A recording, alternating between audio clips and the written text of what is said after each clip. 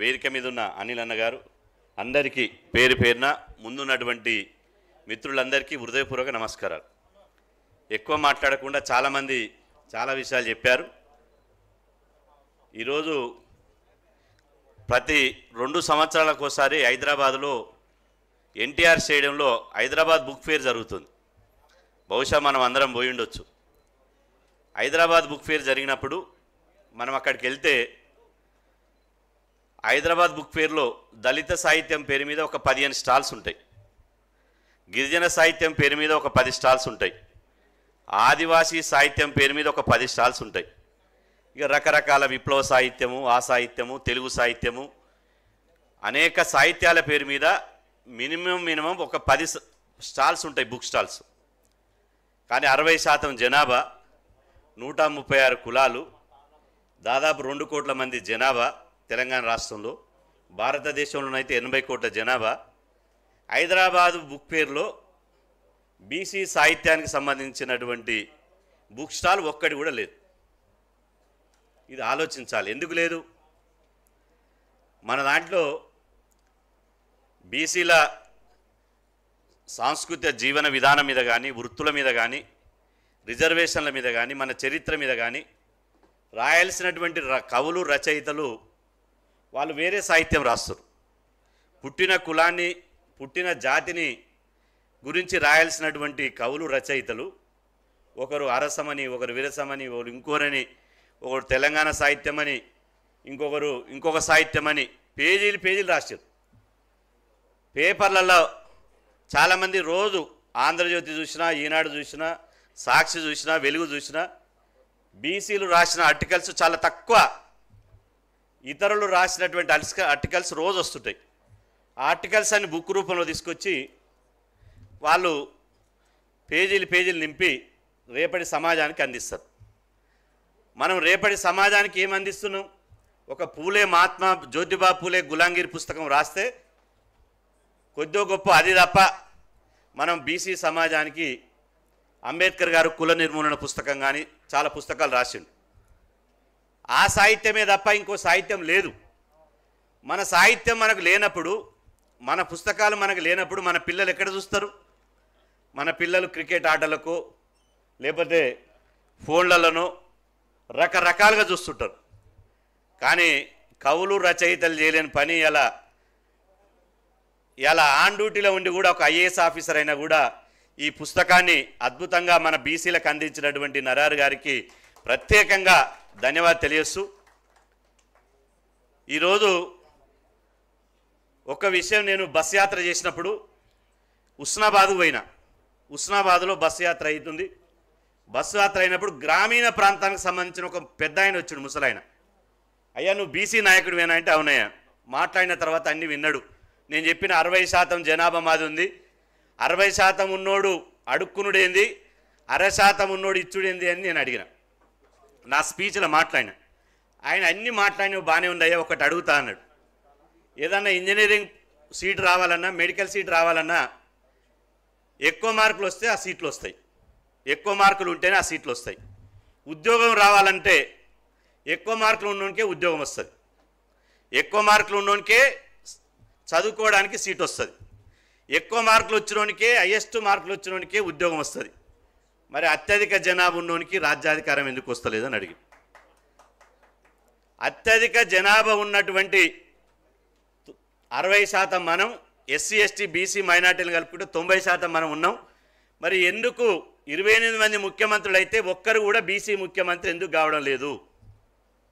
మరి అత్యధిక జనాభా ఉన్న ఆయనకు ఎందుకు రాజకీయ అధికారం చేతులకు రావడం లేదు అని అన్నాడు. అంటే మన బీసీ మీటింగ్లను, ఇతర కులాల మీటింగ్లను ఒకసారి మనం పరిశీలిస్తే, మన బీసీ మీటింగ్లు, కుల సంఘాల మీటింగ్లు ఎక్కడ పెట్టినా 90% వినతిపత్రాలతో సరిపోతుంది. రవీంద్ర భారతిలో రాజకీయంగా ఉన్న వాళ్ళు మాట్లాడాలంటే కొంత ఇబ్బంది. నాకేమి ఇబ్బంది ఉండదు, నేను ఓటు అడిగేది ఉండదు. నేను రేపు రాజకీయాలలో చేయి చాపి ఎవరిని అయ్యా అప్ప అని దండం పెట్టేది ఉండదు. రెడ్ల మీటింగ్ పెడితే మీరు చూడండి, జేసీ దివాకర్ రెడ్డి, కమ్యూనిస్టులు ఉన్న రెడ్లు, కాంగ్రెస్ ఉన్న రెడ్లు, బీజేపీలు ఉన్న రెడ్లు, టీఆర్ఎస్ ఉన్న రెడ్లు రవీంద్ర భారతిలో మీటింగ్ పెట్టి వాళ్ళ పిలుపు ఒకటే పిలిపించారు. గంటల తరబడి ఉపన్యాసాలు ఇవ్వలే.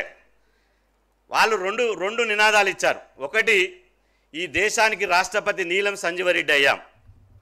అదేవిధంగా ఈ రాష్ట్రానికి ఈ ఖమ్మంలో ఈ వెలుమోళ్ళు 2, ఖమ్మంలో 6, బాపనోళ్ళు 2 తప్పించి మొత్తం ముఖ్యమంత్రులు మనమే.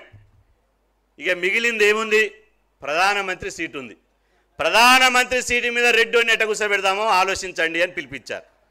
ఆ తర్వాత ఏ పార్టీ అని ఇవ్వని, అది దొంగల పార్టీ లంగల పార్టీ మనకు అనవసరం, గజ దొంగల పార్టీ మనకు అనవసరం. కానీ ఒక రెడ్డోనికి ఏ పార్టీ అయినా టికెట్ ఇస్తే వాడు ఎడ్డోడా గుడ్డోడా కాదు. రెడ్డి సోదరులారా, వాడు ఎడ్డోడా గుడ్డోడా అని చూసుకోవద్దు, వాడు రెడ్డోడా కాడని చూసుకోండి, ఓటు గుద్దండి, మనోని చట్టసభలోకి పంపేయండి, అప్పుడే మన రాజ్యం వస్తుందని వాళ్ళు పిలిపించారు. ఖమ్మోలు మీటింగ్ పెట్టిరు. ఖమ్మోలు మీటింగ్ పెట్టి ఏం చేశారు తెలుసా? భారతదేశం అంతా పరిపాలించడం జర్రైతే మన వెంకయ్య నాయుడు రాష్ట్రపతి అయ్యేటోడు. కానీ నరేంద్ర మోదీ గారు పాపం పెద్ద ఆయన సోషల్ ఇంజనీరింగ్లో భాగంగా ఒక ఆదివాసీ బిడ్డకు రాష్ట్రపతి ఇచ్చిండు. అది పోయింది. జర్రైతే పోతుటి ముఖ్యమంత్రులం అయ్యాం, అన్నీ అయ్యాం. కానీ మనం ఇప్పుడు భారతదేశాన్ని కాదు పరిపాలించేది, ప్రపంచాన్ని శాసిస్తున్నటువంటి అమెరికాను మనం శాసించాలి అని చెప్పి వాళ్ళు ఒక పిలిపించారు. అందుకోసం అమెరికా ఎన్నికల్లో కమలా హారిస్ అని ఖమ్మామని నిలబెట్టారు. ఇప్పుడు చూడండి, మీరు పేపర్లలో, నేను పేపర్ల పేరు చెప్పను కానీ మళ్ళీ రాసే వార్తలు కూడా రేపు రోజు రాయరు నాకు ఆ పేపర్లు. ఏమని? తెలుగు అమెరికాలో సెనేట్లో ఉన్నాడు మనవాడే అంటే ఓడు వాళ్ళ కులపోడే, అండ్లో ఉన్నాడు మనోడే, ఇంట్లో ఉన్నాడు మనోడే.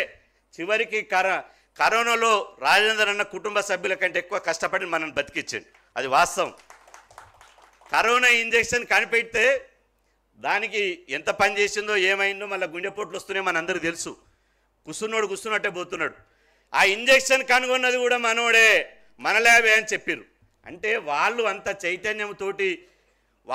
చైతన్యంతో పోతుంటే మనం కూడా ఇంకా సబ్సిడీలు, ఇంకా వినతిపత్రాలు, అయ్యా అప్పల కాడ దండం దశకం పెట్టే కాడ ఉంటే మనకు రాజకీయ అధికారం రాదు. నేను చివరిగా చెప్పేది ఏంటంటే, చాలామంది ఏమంటారంటే, ఒకరేమో కాంగ్రెస్లో ఉన్న ఆయన కాంగ్రెస్ శకం ఆరంభమైంది అంటారు, బీజేపీలో ఉన్నోళ్ళు బీజేపీ శకం ఆరంభమైంది అంటారు, టీఆర్ఎస్లో ఉన్నోళ్ళు టీఆర్ఎస్ శకం ఆరంభమైంది అంటారు. నేను అంటున్నా, మీ శకం ఏ ఆరంభమైందో నాకు తెలియదు కానీ 100% ఇప్పుడు బీసీల శకం ఆరంభమైంది. 2009లో చూసుకోండి, 100% బీసీ ముఖ్యమంత్రి కాబోతున్నాడు. ఎవరైనా సరే 100% బీసీ ముఖ్యమంత్రి కాబోతున్నాడు. కాబట్టి మనమేం చేయాలి? పుండు ఒకరికైతే ఆయింట్మెంట్ ఇంకో కాడ రాయద్దు. పుండు దాసోత్సవం కన్నా అయితే ఆయింట్మెంట్ కృష్ణమోహన్ రావు కన్నా రాస్తే తక్కువ అవుతుందా? కడుపు నొప్పి నాగులేస్తే ప్రకాశ్ అన్నకు మందు కోలేస్తే తక్కువ అవుతుందా? మనము పార్టీలు జెండాలను పక్కన పెట్టాలి. దయచేసి పార్టీలు జెండాలు మనవి కావు. ఇప్పుడున్న రాజకీయ పార్టీల అగ్రకులాల నాయకులను చూసుకోండి. ఒక రెడ్డి 8 పార్టీలు మారిండు తెలంగాణలో, 8 పార్టీలు. మళ్ళీ వాళ్ళ కొడుకులను తీసుకొచ్చారు. ఒక కమ్మ 6 పార్టీలు మారిండు. మనోడు ఒక పార్టీకి వెళ్ళి బీసీకి వస్తే సపోర్ట్ చేయాలంటే నా తాత పార్టీ, నా తండ్రి ఆ పార్టీ, నా అయ్యా పార్టీ, నేను కూడా అదే పార్టీ అని బానిసత్వంలో ఉంటున్నాం. కాబట్టి దయచేసి పుస్తకాల ద్వారానైనా వచ్చేది బీసీ వాదమే. ఎవరు ఆపలేరు, ఎవరు అడ్డుకున్నా కూడా అందరూ. ఎందుకంటే పిసిసి అధ్యక్షుడు మహేష్ అన్న కూడా చెప్పిండు, ఖచ్చితంగా బీసీ ముఖ్యమంత్రి అవుతాడని. అంటే ఆయన అర్థమైంది, ఖచ్చితంగా వచ్చేసారి పెద్ద పదవి అన్నాడు, తర్వాత ముఖ్యమంత్రి పదవి అని 2సారి అన్నాడు. వచ్చేది బీసీ వాదమే అన్నాడు. ఆల్రెడీ నరేంద్ర మోదీ గారు లాల్ బహదూర్ స్టేడియంలో లక్షల మంది సాక్షి చెప్పిండు, తెలంగాణ గడ్డకు ఒక బీసీ ముఖ్యమంత్రిని అందిస్తా అని చెప్పి. కాబట్టి కాంగ్రెస్ మహేష్ అని ఏం చెప్పిండు? ఇప్పుడున్న రేవంత్ రెడ్డి గారే చివరి ముఖ్యమంత్రి అని చెప్పకనే చెప్పిండు. కాబట్టి ఈ పార్టీ అయినా ఆ పార్టీ అయినా ఏది ఏమైనా మనం ఐక్యంగా ఉంటేనే, సంఘటితంగా ఉంటేనే, దయచేసి పార్టీలను పక్కన పెట్టి మన హక్కుల కోసం పోరాడితేనే ఇవాళ ఖచ్చితంగా మన రాజ్యాధికారం వస్తుంది. మన రాజకీయ అధికారం వచ్చిన తర్వాత తమిళనాడు చూసుకోండి, స్టాలిన్ గారు ఎప్పుడన్నా వినతిపత్రం పట్టుకుంటాడా? అక్కడ తమిళనాడులో అగ్రకులాలు ఏమడుగుతున్నారు? మా జనాభా దామాసి ప్రకారం మాకు మంత్రి పదవులు ఇవ్వండి అని తమిళనాడు అడుగుతున్నారు. బీహార్లో అదే అడుగుతున్నారు.